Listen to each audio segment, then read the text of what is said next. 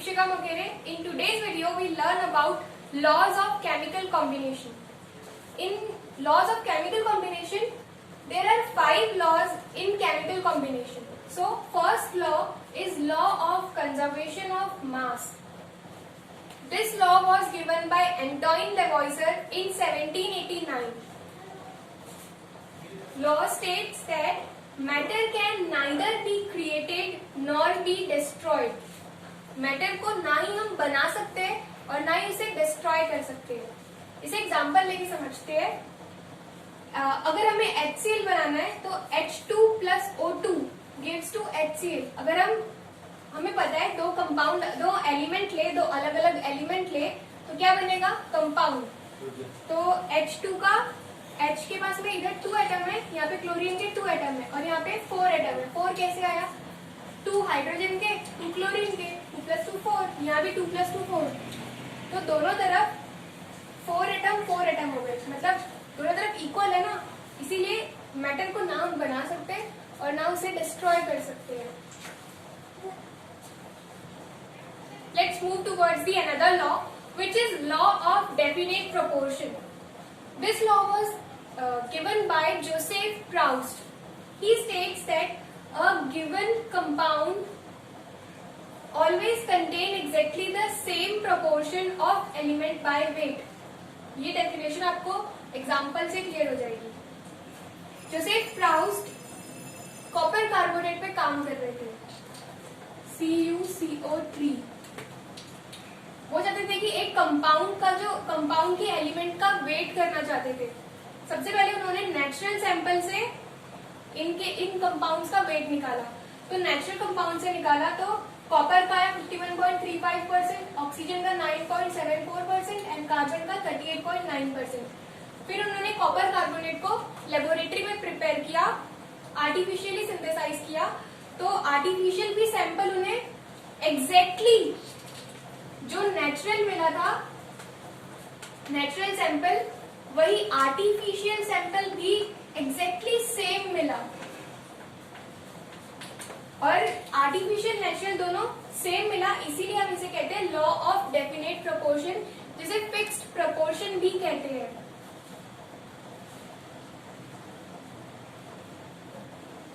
इसे हम डेफिनेशन में समझे तो a given compound means copper carbonate. A given compound always contain exactly the same proportion of elements by weight. ये हमारा given compound है. हम अगर definition से इसको मिलाएं तो ये same proportion में एकदम exact है ना.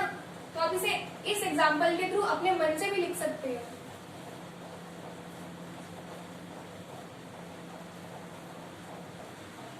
Next law is law of multiple proportion. This law was given by Dalton in 1803. According to this law, if 2 elements can combine to form more than one compound, if 2 elements can combine, यहाँ पे आप देख सकते हैं दो element combine हो रहे हैं, हाइड्रोजन एंड ऑक्सीजन. यहाँ भी hydrogen and oxygen combine to form more than one compound. एक से ज्यादा कंपाउंड बन रहा है. हाइड्रोजन ऑक्सीजन से ही वाटर बन रहा है एंड हाइड्रोजन ऑक्सीजन से हाइड्रोजन पेरोक्साइड बन रहा है. तो यहाँ तक आपको समझ में आया? 2 elements are combined to form more than one compound. The masses of the element that combine with a fixed mass of the other element are in the simple ratio.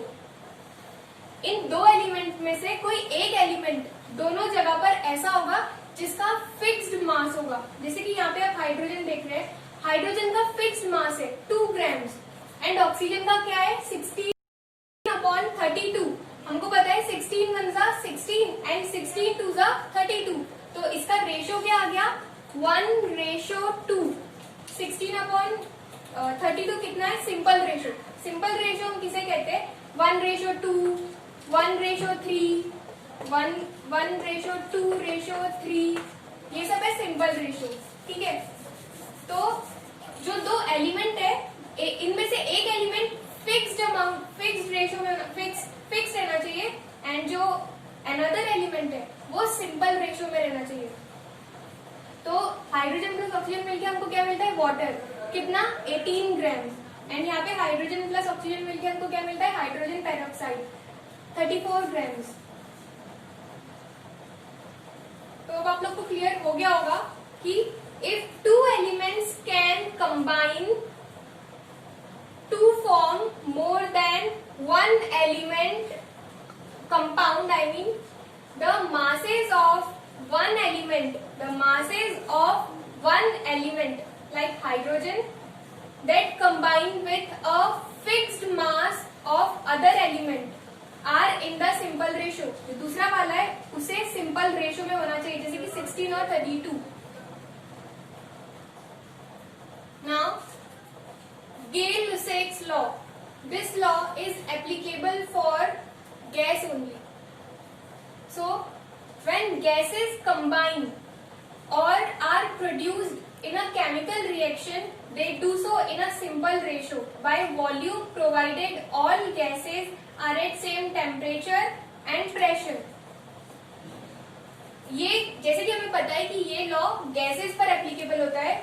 तो जब गैसेस कंबाइन होगी और chemical reaction में produce होगी तो ये law है ये तभी पॉसिबल होगा जब ये रिएक्टेंट साइड में सिंपल रेशो में होगी, तभी ये गैस आगे चल के प्रोसीड करके कुछ प्रोडक्ट बनाएगी।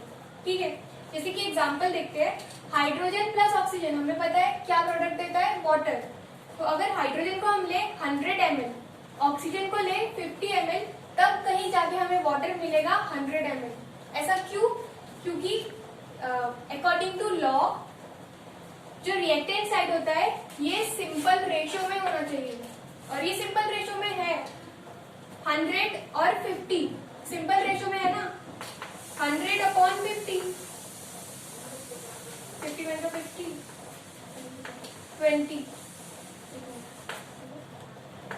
ये कितने की रेशियो में है, 2:1।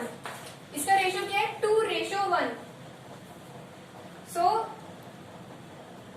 गे-लुसेक लॉ यही स्टेट करता है कि जो प्रोडक्ट साइड में होता है ये सिंपल रेशियो में, इसका रिएक्टेंट सिंपल रेशियो में होना चाहिए, तब हमें हमारा प्रोडक्ट मिलेगा। Now the last law, Avogadro's law.